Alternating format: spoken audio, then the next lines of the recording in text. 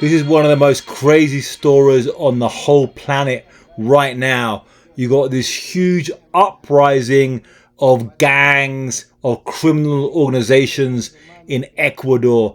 They're taking over prisons, holding guards hostage. They're on the streets outside, blocking streets with burning cars, scaring kids at universities. They got into a TV station, and then in response you have the president of Ecuador declaring them terrorists, declaring an internal armed conflict. And the roots of this all is cocaine money, big cocaine money to Europe and big cocaine money to the United States. So I'm going to go into this crazy conflict in 3 parts.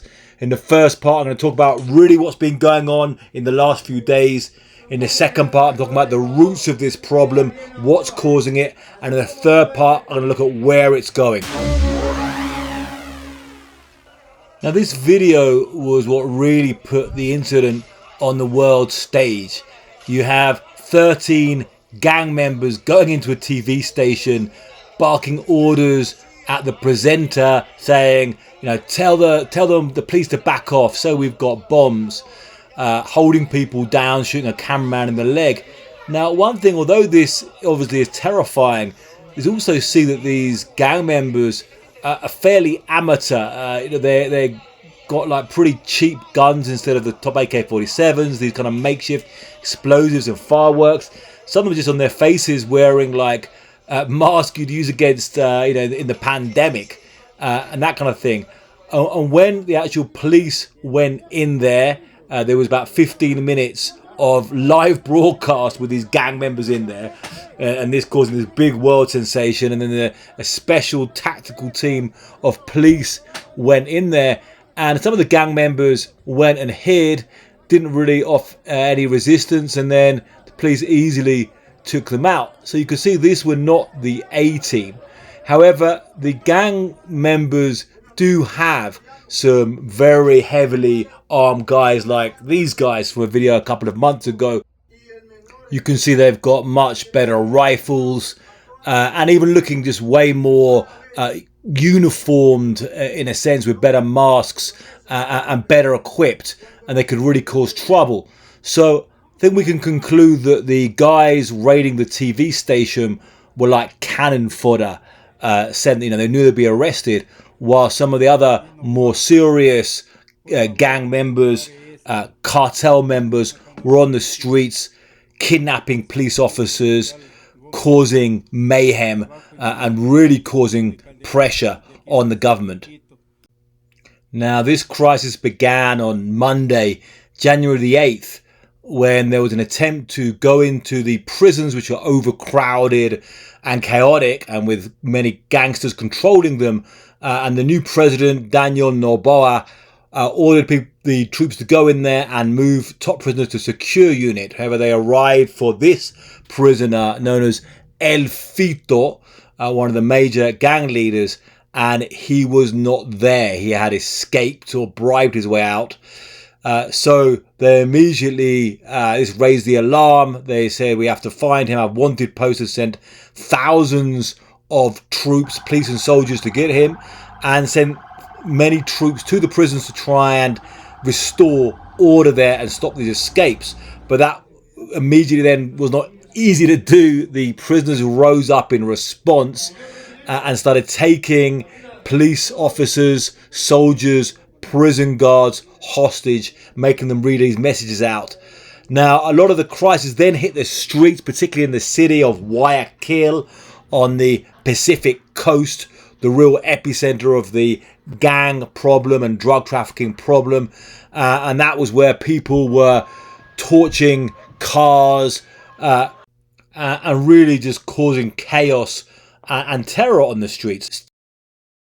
Then you had the gang members trying to get to the university, and just you see this complete panic among students there. They also tried to get into a hospital, and there was just a big kind of psychosis everywhere, and that was when you then got these gang members actually getting inside the TV station. That had a big, powerful psychological impact. Everyone was sitting there watching this on their TVs, and that was when it really started booming around the world. So in response, the president Noboa, who's a young businessman, the son of a banana magnate, he addressed the nation and he said, we're going to declare an internal armed conflict. These criminals are terrorist groups and they can be treated like enemy combatants. And then you saw a big surge of the soldiers on the streets, and the soldiers hitting the streets very hard on operations, with people being gunned down, people being arrested. Now, by the end of the week, there was a general regaining of control and a curfew installed, but not completely. They still had some of the prisons under the control of the gangs, and still murders were happening. Ecuador's a relatively small country of about 18 million people that goes from the Andes Mountains to the Pacific, and for a long time it didn't have the worst cartel violence that you see in Colombia and Mexico. There were gangs there, but they were more local, small-scale street crews, including in some break-offs from American gangs like the Latin Kings. But this all really began to change around 2017. You started to get much more move of Colombian cocaine going through Ecuador for the booming European market. Now, one thing about the European market, you're talking about a lot of cocaine going inside cargo ships, and Guayaquil, with a very big port and also fairly lax controls, was a perfect place to do that. They go around through the Panama Canal and over to Europe. And with the price of cocaine in Europe, you saw this real boom of profits going in there. Now, a lot of these gangs started off like linked to Colombian traffickers, like this group called Los Choneros, but gradually gained more power on the streets, taking over these street crews. And as members were arrested, they'd be sent to prisons in Ecuador. And the problem is you have these old, decaying, overcrowded prisons that lack order, and the gangs can put a form of order in them. This is a problem we see across Latin America, also in Brazil and Honduras and other countries.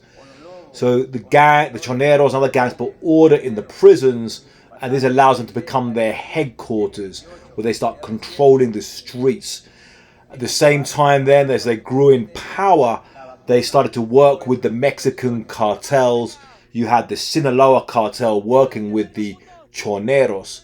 And then the Choneros were very brutal with beheadings and car bombs against anybody who disobeyed them. So their rivals started forming this group called Los Lobos, and then they allied with the Sinaloa cartel's enemy, the Jalisco New Generation cartel. So you had the extension of the Mexican cartel war spilling down into Ecuador. And if it couldn't get any worse, you then had this peace in Colombia, a very good thing, but some demobilized guerrillas from the Revolutionary Armed Forces of Colombia who would still want to carry on making cocaine money and carry on living by the gun, and they would come down and start acting as mercenaries for these gangs in Ecuador. So you had a really explosive combination, and the murder rate going up more than sevenfold, from less than 1,000 in 2017 to 7,500 last year. A central problem in all of this is, like in Mexico and other Latin American countries, you have accusations that the military themselves and politicians and police officers are also working with the drug cartels.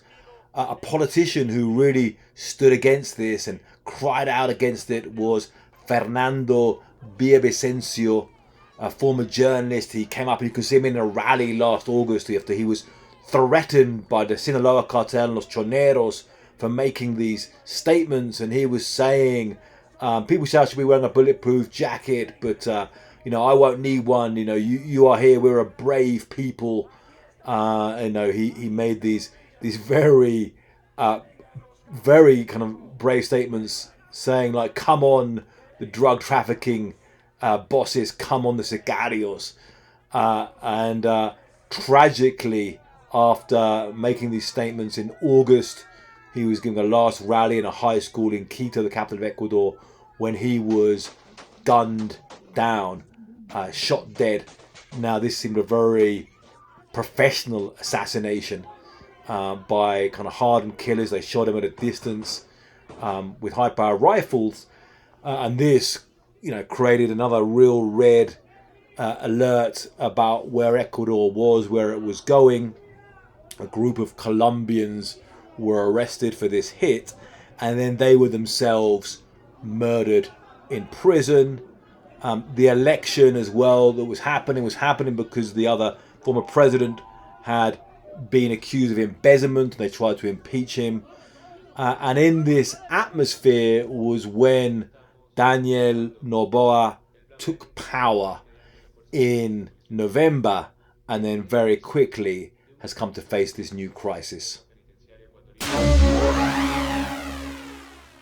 This is the decree emitted by President Noboa, which declares the gangs as terrorist organizations and declares an internal armed conflict. What this effectively does practically is gives soldiers the right on the streets to treat them like enemy combatants, to really take the gloves off in this fight. Now, this is actually an exception in Latin America. Whereas you have many of these conflicts with cartels and gangs, which are especially intense in places like Mexico, where you really get cartels acting like military groups, they're actually very averse to declaring them armed conflicts. They see it as being bad for their image and legally bad.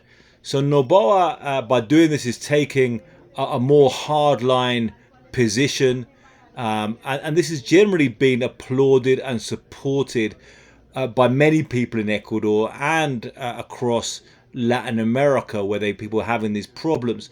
Now, there's a key influence to this is President Bukele of El Salvador. He's also a young president, and he also doesn't call it an internal armed conflict. He refers to gangs as terrorists, and he really went for a policy of mass incarceration. Over about a 9-month period in 2022, El Salvador locked up about 1% of the population for being alleged gang members, as well as 1% who were already there, and put them in pretty harsh conditions, pretty, incommunicado with their families, and, very fast trials and often very long sentences. And it was seen as being a success because the murder rate in El Salvador has plummeted, and it's very popular, although it's still criticized by human rights groups for trampling on due process and alleged torture in prison, and prisoners dying in pretty hard circumstances there. Now, so this is obviously an influence on President Noboa, but he might have a more difficult situation there. The matters are actually relatively lightly armed, whereas the gangs he's dealing with are pretty heavily armed in Ecuador and have a lot of cocaine money, whereas in El Salvador, they're really more based on being kind of shakedown crews. Another thing is that already the prisons in Ecuador are decaying and full and controlled by gangsters, so where can you lock up so many people? Now, one thing we've seen so far, some of these images like you're seeing here, soldiers are not necessarily incarcerating all the gang members or shooting all the gang members, but doing this here where they're like on the street making them paint over graffiti, kind of enforcing kind of a heavy-handed policing on them on the street. But that could change. We could see in an increasingly hard line, we could see new detention camps created. We could see massacres. There's loads of ways that could go, or we could see it, does not end up being so heavy-handed. But there has to be some kind of approach that isn't really a status quo that's sustainable having gangs acting with this kind of violence, with this kind of power. People in these countries want peace and deserve peace, and they're going to support people who can provide it to them. Thanks much for watching this Crash Out documentary. If you like my work and want to support me, there's two ways you can do it. You can go to Buy Me a Coffee. That's buymeacoffee.com/Ioan Grillo, IOANGRILLO. Link also in the description. And you can give anything you like there to give me some coffee to keep on charging through with these. Or you can go to my Substack, which is www.crashoutmedia.com, and take out a paid subscription which gives you access to all kinds of stories, videos and audios. And you can just share and subscribe. But great to be here with you, trying to find truth, trying to find the facts, trying to find solutions to the craziness in the world today.